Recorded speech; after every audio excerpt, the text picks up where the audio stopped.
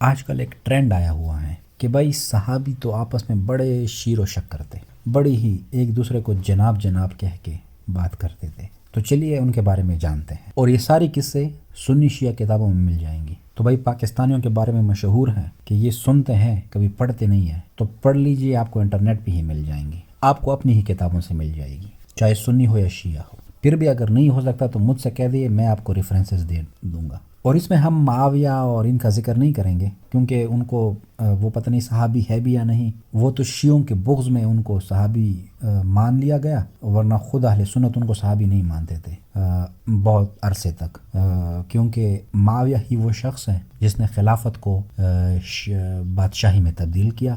خود دیوبندی کے بہت بڑے ایک مفتی ہیں مودودی، اس نے بھی اس پہ پوری ملوکیت کی کتاب لکھی ہے۔ تو وہ تو شیعوں سے بغض کی ضد میں، بغض میں معاویہ کو آج کل جنتی ثابت کر رہے ہیں، ورنہ خود خلافت کو دفن کرنے والی ہی معاویہ تھے۔ لیکن ہم یہاں ذکر کریں گے بڑے بڑے صحابہ کا، اول وقت کے صحابہ کا۔ پہلا قصہ ہے کہ خلیفہ دوم کا دور خلافت تھا عمر کا، اور اس نے ابو ہریرہ کو کہیں کا گورنر بنایا۔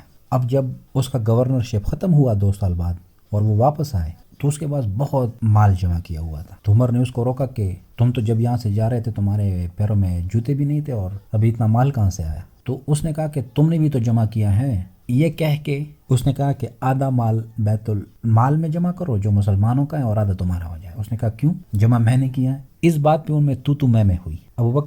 عمر نے وہ چمڑے کا ہنٹر ہوتا ہے، اب میں اس کا نام بھول گیا، اس سے ابو ہریرہ کی کٹائی کی۔ اس کے بعد والا واقعہ سن لیجئے۔ خلیفہ سوم کا دور تھا، تیسرے خلیفہ کا۔ مروان جو عثمان کے داماد بھی تھے اور کوفے کے گورنر بھی تھے، مطلب کہ نائب تھے، مدینہ کے، کوفے کے نہیں، مدینہ کے گورنر بھی تھے، نائب بھی تھے، اور عثمان کے داماد بھی تھے، تیسرے خلیفہ کے۔ اس کی تو میں ہوئی ابو بکر کے بیٹے کے ساتھ۔ اب ابو بکر کا بیٹا بھاگ گیا، لیکن راستے میں ابو بکر کے والد ملے، ابو بکر یعنی پہلے خلیفہ، اور اس کے پاس وہی چمڑے والا ہنٹر تھا۔ اس نے ابو بکر کے والد کی کٹائی کی۔ ابو بکر کے والد بہت دیر تک زندہ رہے تھے، ابو بکر کے مرنے کے بعد بھی زندہ تھے، تو اس کی کٹائی کی۔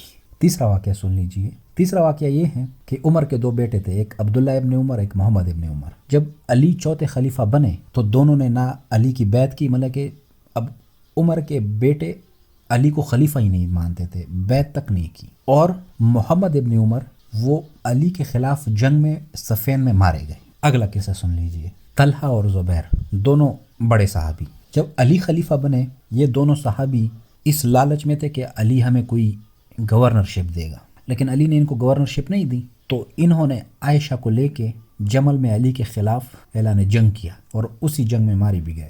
تو یہ تھے بڑے بڑے صحابی، اور یہ تھے وہ آپس میں کتنے شیر و شکر تھے، تو وہ آپ اندازہ جان لیجئے۔ یہ تو پہلا ایپیسوڈ ہے، ہم اور بھی ایسے واقعات آپ کو بتائیں گے کہ آج کل جو یہ ٹرینڈ چلا ہوا ہے کہ صحابہ تو بڑے بڑے جناب جناب کہہ کے بات کر دیتے، اصل میں وہ تھے کیسے۔ یہ جو سیکٹیرین نفرت ہے، اس میں انہوں نے سارے صحابیوں کو جنتی قرار دیا، ورنہ صحابہ نے جتنا ایک دوسرے کو قتل کیا ہے اتنا تو رومن اور پرشین نے بھی نہیں کیا۔